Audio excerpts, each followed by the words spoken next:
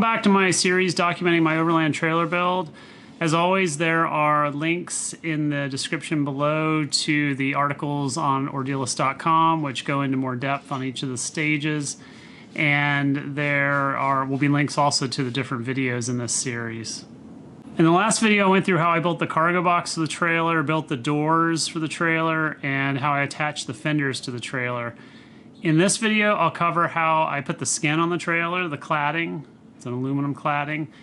How I trimmed it, and also some painting and a little bit of weather sealing that I did on the trailer. Aluminum doesn't require much prep. It was pretty simple. Mostly I just had to cut out the shape of the aluminum to fit within the frame of the trailer's cargo box.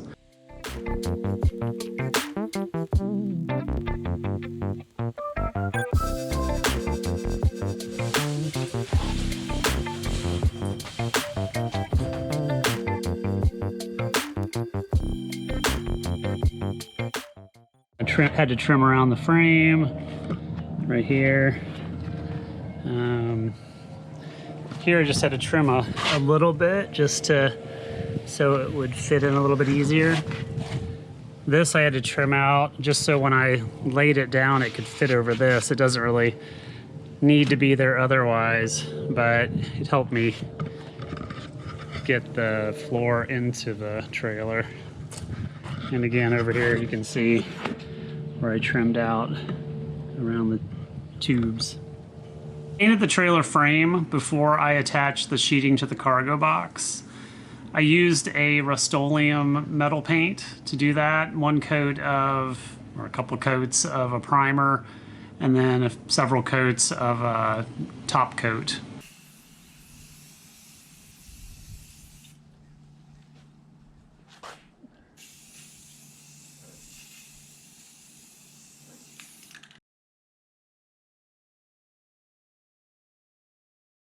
Today I managed to get the frame painted, which is a huge step because that means I can skin it pretty soon. So I put a new coat of primer, and then I put a top coat of this gray kind of gloss paint. Both are Rust-Oleum products. And feeling pretty good about it. There are some other paints on the market that are popular for painting trailers. People like to use Rhino Liner, which was really designed to be used for truck beds, but it's a rubberized paint that's pretty durable. I ended up using the Rust-Oleum because it's accessible. I can buy it at pretty much any store here where I live in Southern California. And I wanted to be able to go back and touch up the trailer later on and be able to get the paint easily. So the Rust-Oleum made the most sense. It's not the most durable paint, as I've been working with it. Like when I attached the aluminum skin to the painted trailer frame, it actually scratched up the frame a bit. So after I had the skin cut out and in the right shape, I took it all off, and then I actually touched up the frame again just to cover the spots that have been scraped by the skin.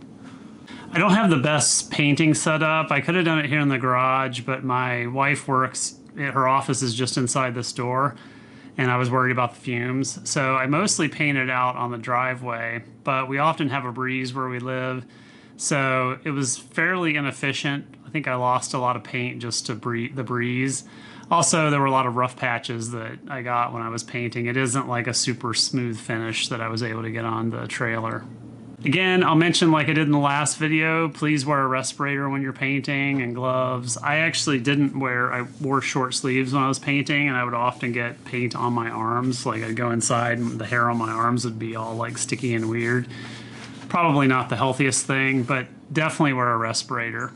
One last thing I'll mention about painting is that I use rattle cans to paint the trailer. Again, not the most efficient way. I think a roll-on paint is probably more efficient, but it takes a lot more prep to do the roll-on, and the rattle can was super easy to get up in weird corners and all the little nooks and crannies of the trailer. So that was what I did. So my biggest dilemma with the trailer cladding was to figure out how to attach it to the trailer. There are a number of ways you can do this. You can use like metal rivets, you can use a industrial adhesive, or you can use a double-sided tape. I ended up using the double-sided tape. I used a VHB tape, which is a product from 3M. I was really skeptical at first about tape and how strong it would be, but this tape is used by a lot of commercial RV manufacturers, camper trailer manufacturers. It's used to glue things onto the side of skyscrapers. So the professionals are using it for things that are way beyond what I was planning to use it for, so that made me feel pretty comfortable in using it myself. To use this stuff, you basically need to make sure that your surface, all the surfaces are clean. So I used mineral spirits to clean the frame and to clean the aluminum before I glued it down. Then you put the tape, once the mineral spirits have evaporated, it's dry, then you apply the tape, and then you peel the tape, the other side of the tape off, and then you attach the cladding to the frame. When you're applying the tape to the frame, you're supposed to wet it out by using some kind of roller to, put the tape on the trailer and then roll the side that still has the protective covering on it. I didn't have a rubber roller at the time, so I actually used a skateboard truck. I took a skateboard truck off one of my skateboards with a wheel on it and just used the wheel to rub it down. Later on, I actually went out and bought a actual rubber roller for this purpose. The thing about the 3M tape is, like I said, it's super strong. It's used for all these industrial applications.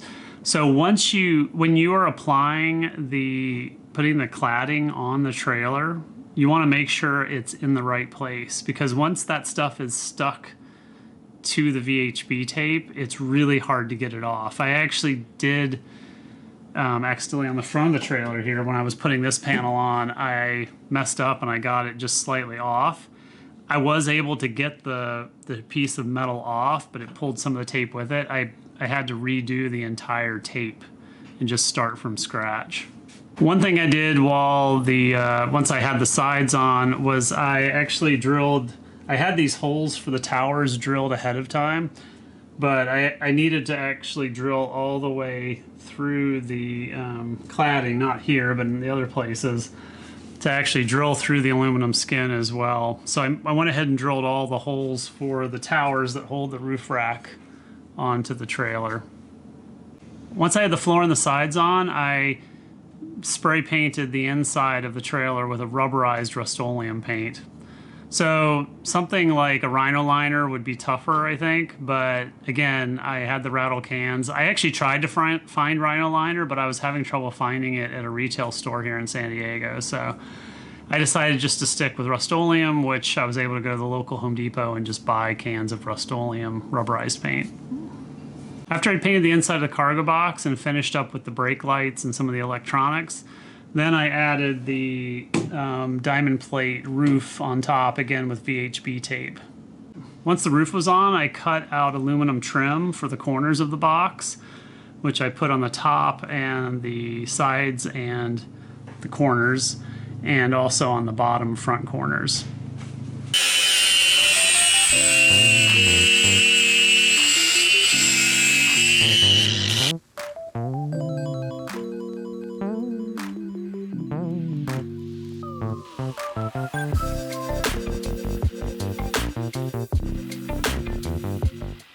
I cut out the trim for the outside top edges of the trailer and the front corners today. Looks like this. It's aluminum. It's going to sit on top of this diamond plate. There's one for the front right here. That'll go other way around and go like this. And then these will match up here. These are actually cutouts for the towers. So the towers that stick up to hold the roof rack will go there.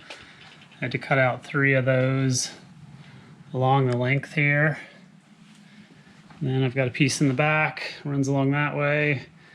I left these holes open, so I had to cut out a little gap there. So today I put the trim on, some of the trim. I cut it out and I glued it with some Sikaflex. You can see it here.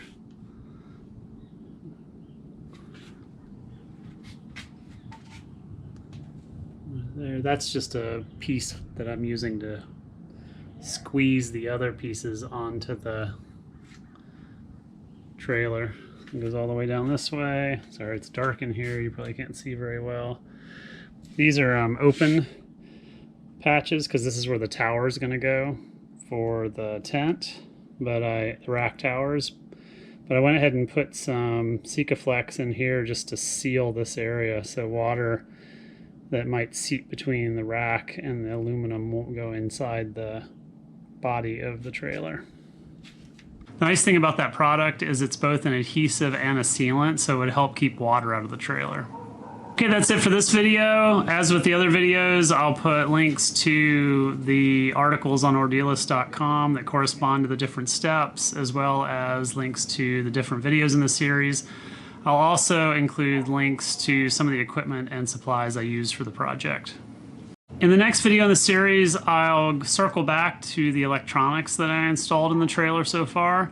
That includes the 7-pin connector that connects the trailer to my Jeep's electronic system, and also the wiring that goes back to the brake lights and to the brakes on the trailer.